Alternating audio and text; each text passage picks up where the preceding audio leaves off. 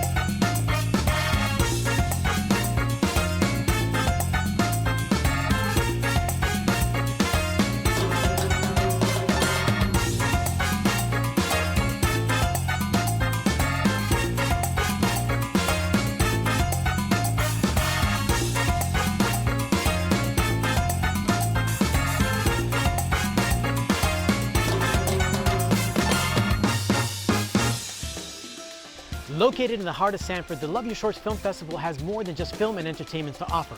If you're needing a break from all the film festival fun, you can stop on by and check out some of the shops and restaurants that Sanford has to offer.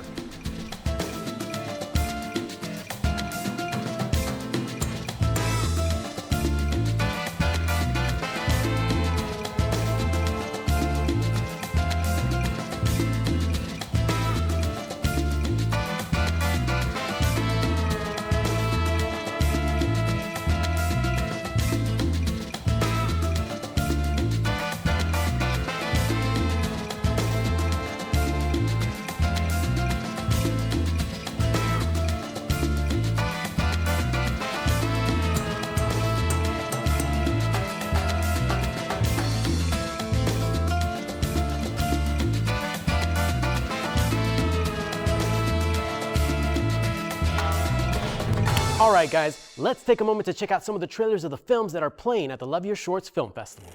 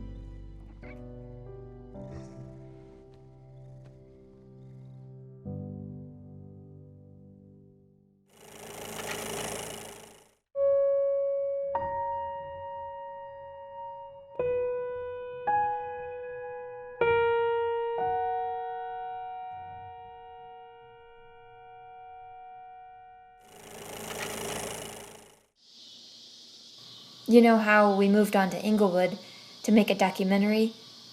My family's old plantation turned amazing organic farm. That's all changed. I'm dedicating this film to you and your friends now, and I hope that's okay.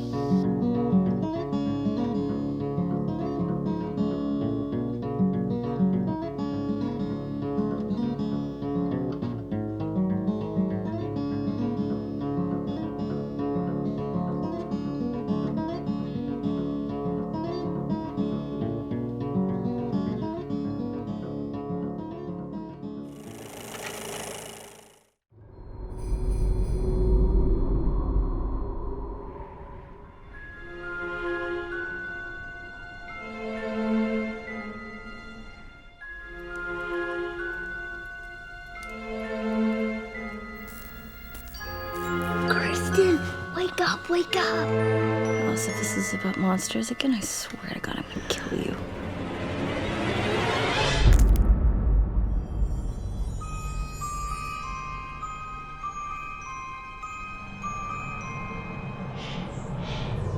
Just by taking a look at some of those trailers, you can tell that you're in for a real treat when you check out some of the films at the Love Your Shorts Film Festival.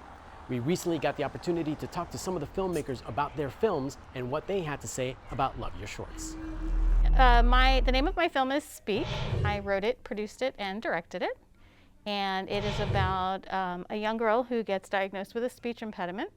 And sort of as she grows up, she gets a little bit bullied in school. And she learns to find her voice by learning that everyone has something about themselves that they try to hide or they may not like. So what made you write the film?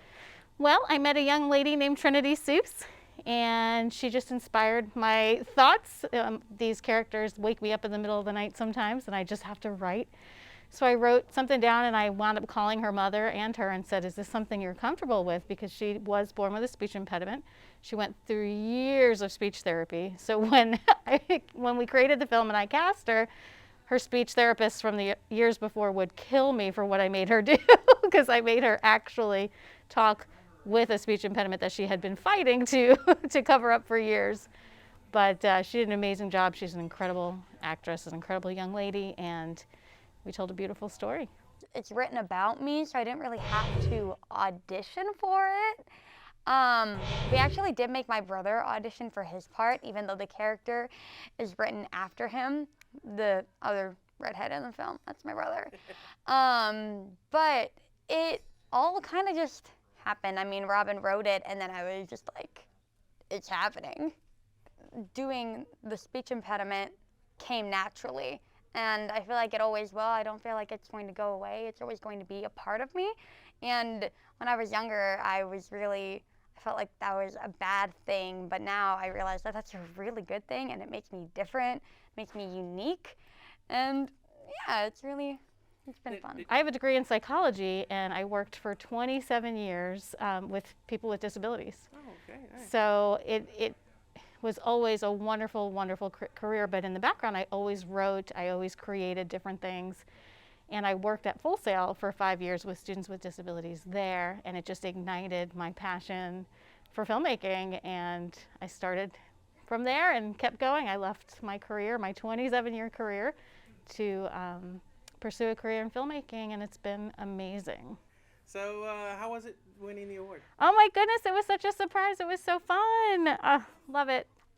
It's really phenomenal. I mean, getting because we've won other things before, but getting an actual physical trophy, that it just hits really hard.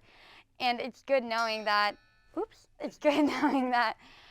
we are spreading the word, and because this film isn't only about speech impediment, it's about bullying and accepting others and not treating others differently because they are different. So it's really nice to know that we are getting more inclusive and we are just getting it out there. Yeah, that's great. So right now, because it's in the film festival circuit, we can't show it everywhere else. But as soon as that's done, we'll be able to share it on our Facebook page, which is Hoffy's Heart Productions. Thanks for joining me. Thank you so much for having me. All right. My film is called Bloom. It's in the animated shorts category. and it is a multimedia animated look at, it's a mixed media animated look at Khalil Gibran's On Children. I really love that part of his work, and I have wanted to get into animation for a long time, and animation isn't necessarily my first love. As a matter of fact, I cannot draw at all. So during the pandemic, I wanted to learn all about it, and I went ahead and got on this app called Hit Record, and started meeting other people who had stuff to share, learning different styles of animation, different areas of animation, and I ended up connecting with a girl who's a podcaster in England, and she said she would record the words for me. So she did that, and then I found an animator in Colombia, South America, who did the continuous line type animation, and she was doing GIFs on Fiverr. And so we got together, and she created the moving lines, and I ended up taking all of the high resolution photos of flowers and foliage, and then Abby gave us our words and put it all together. Right now we've been, the film's actually done quite a few festivals at this point. Hopefully we have a couple more in us over the next 6 months or so, and then at that point we'll probably pursue a couple of avenues for putting it out. I know the next one that I have confirmed that we'll be doing is the Micromania Film Festival, and they actually have a streaming channel. They're starting of micro-budget short films, so hopefully we'll end up there, but we'll see. I am a former blogger, I guess technically still a blogger, but I cover mostly movies, and with the pandemic being what it is, that slowed down a little.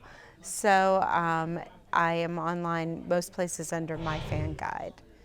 So. MyFanGuide.com? Yes, MyFanGuide.com. Well, thank you for joining us tonight. Thank you.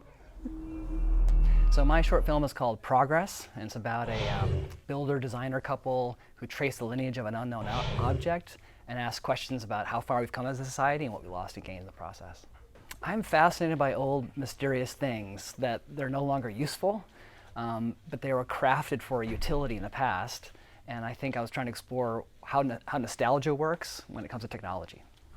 So Progress is actually a spin-off of a previous short film I made called Salvage, which is an experimental film. It actually imagines that old objects, old obsolete objects, actually have a soul and a consciousness, and adds voiceover to imagine what they would say when people are shopping for them and kind of fetishizing them even though they're useless.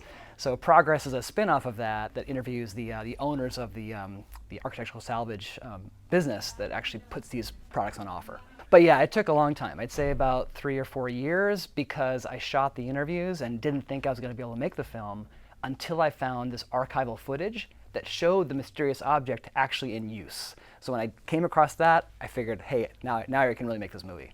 Well, my life in filmmaking, it began when I was trying to get out of writing book reports in high school. I didn't like writing, so I thought I'd make a video book report. Like, I think I made one about To Kill a Mockingbird.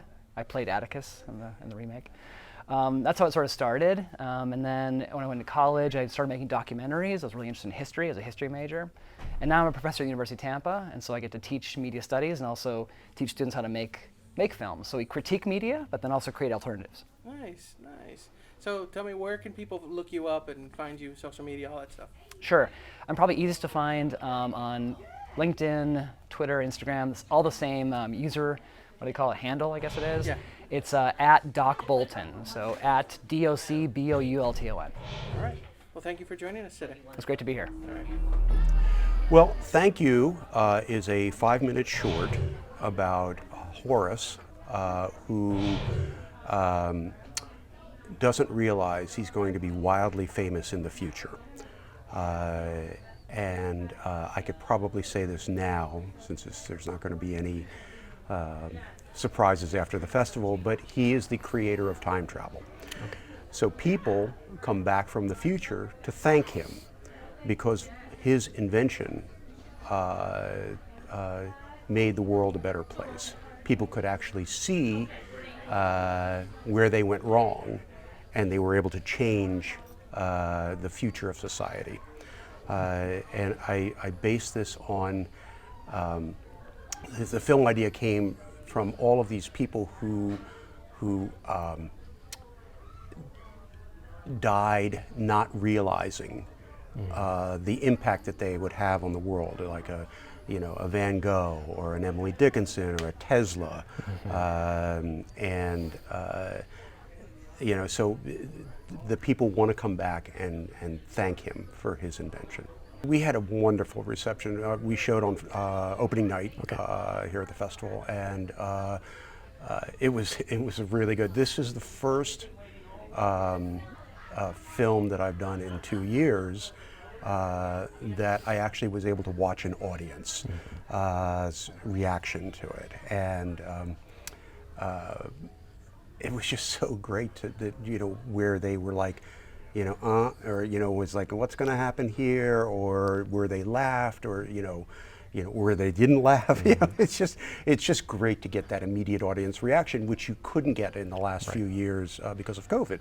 I had another film that was done in January 2020, and it was completed in March. And it got into a number of festivals, but it was only online, and it was a very unsatisfying experience. But this is great. I mean, the festival, the theater is just amazing. Really well organized, really great films. I was just really pleased that our film was chosen for this festival. What a great way to get back into theater screenings in a festival. This is just really well organized, and Brian and the whole team, they did a great job. So A Good Home is a story about two people trapped in a living arrangement that are really struggling with what to do. And it was inspired by COVID. We filmed it during COVID. We were super COVID safe, made sure we checked everyone's temperatures, masked up. And I tried to capture kind of the absurdity of human beings.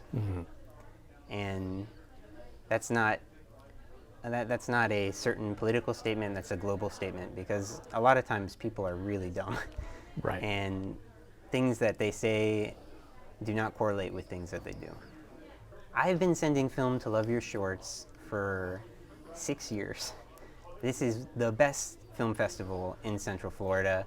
They love their filmmakers so much.